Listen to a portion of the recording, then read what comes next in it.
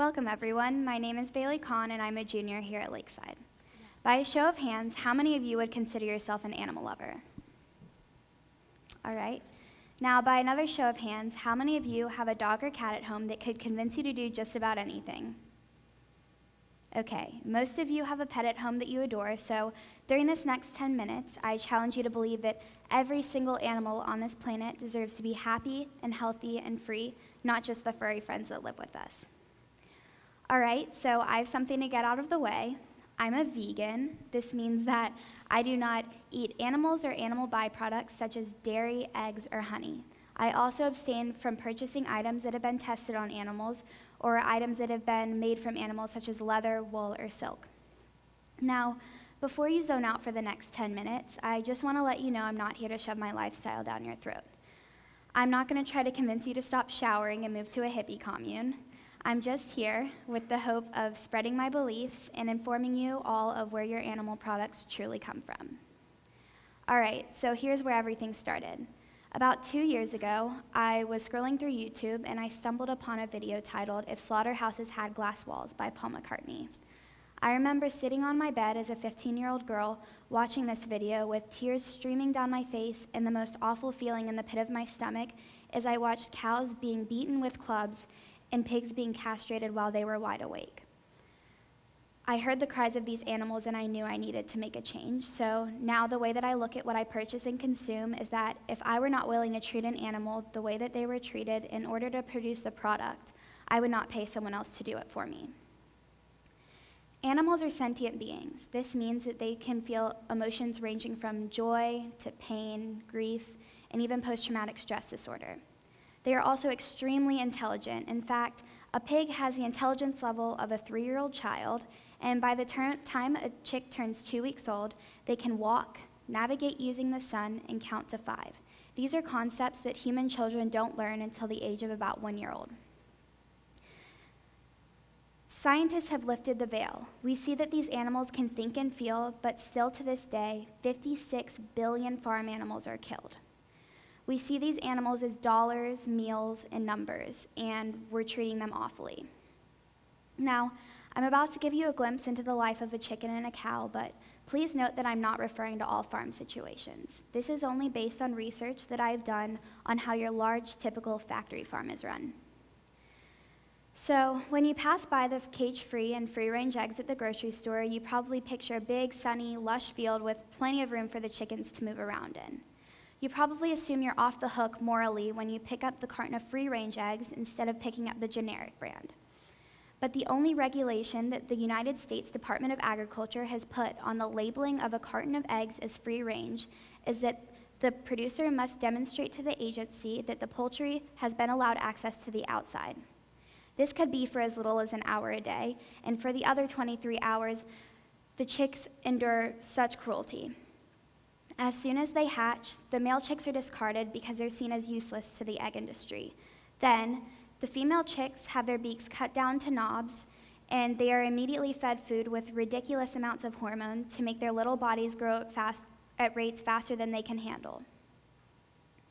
Now, here's the life of a cow on a dairy farm. As soon as she is old enough, she is forcefully impregnated. She is then kept in a cage with the square footage of about a twin-sized bed throughout her pregnancy. She gives birth to her young alone and then has her precious young calf taken away from her, which causes immense emotional suffering.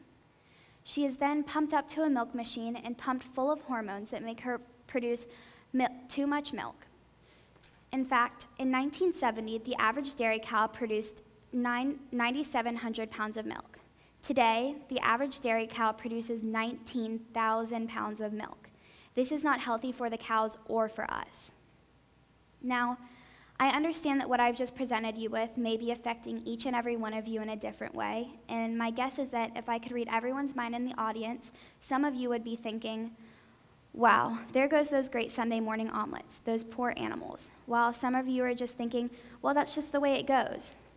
If you haven't been moved by this, here are the reasons why animal agriculture is awful for our environment. According to the Huffington Post, it takes a staggering 1,847 gallons of water to produce 1 single pound of beef.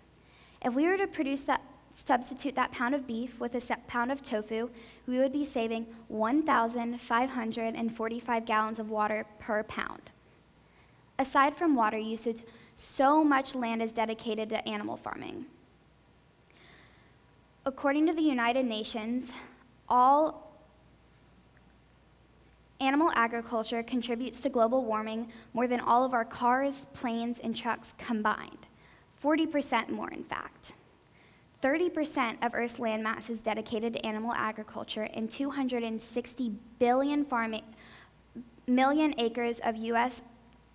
forests have been cleared and able to grow food for the farm animals to consume. Now, we've only been provided with one planet Earth. We don't have extra planets to spare, and we need to start taking care of our planet right now. Cutting animal agriculture out of the picture would benefit the Earth's land, water, and air in multiple ways. Now, here's my spiel for all of you biologists. If I were to put an apple and a bunny rabbit in a crib with a young child, the child would not eat the bunny and play with the apple. We don't pass a living cow and think, wow, that looks yummy. This is because we, as humans, lack the instinct that drives carnivores to kill and devour their prey. We are quite possibly anatomically herbivorous. Our teeth are not designed like other carnivores. This means that in the wild, we would eat mostly plant matter and very small amounts of meat matter. But in today's society, this is completely flip-flopped in the other direction. Eating too much meat, dairy, and eggs causes numerous health problems. More than 70 years ago, casein, which is the main protein found in cow's milk, was shown in studies to substantially increase high cholesterol and early heart disease. So, how many of you got to try those cinnamon rolls this morning? They were good, weren't they? Those were actually vegan, and as you can see, you don't have to give up your favorite foods to change your lifestyle. Now, let's take a look at human history. When the brave beings stood up for causes such as rights for the LGBT community, women's suffrage, and the abolition of slavery, they were all called crazy. We don't always welcome change with open arms. It can make us uncomfortable, and it can produce controversy in groups of friends that controversy would not often occur. Being vegan is not always easy. I have received countless questions about where I get my B vitamins and protein from. If you decide to leave this auditorium and change your lifestyle as I did, you will be shaping our futures, our children's futures, and their children's futures for the better. I have hope that one day our children will have beautiful forests to walk in, fresh water, and free wildlife to witness. But if we keep going down this path, that may not be a possibility. I want them to be free of pain and disease, and I want them to treat all beings with nothing but love and kindness. I have hope that one day we will be looking back on these atrocities as something to be ashamed of. Thank you so much for spending your Saturday morning with us. It has been my pleasure and an honor to speak with you all today. I urge you to take this information and let it awake the beautiful activist in each and every one of you. Thank you.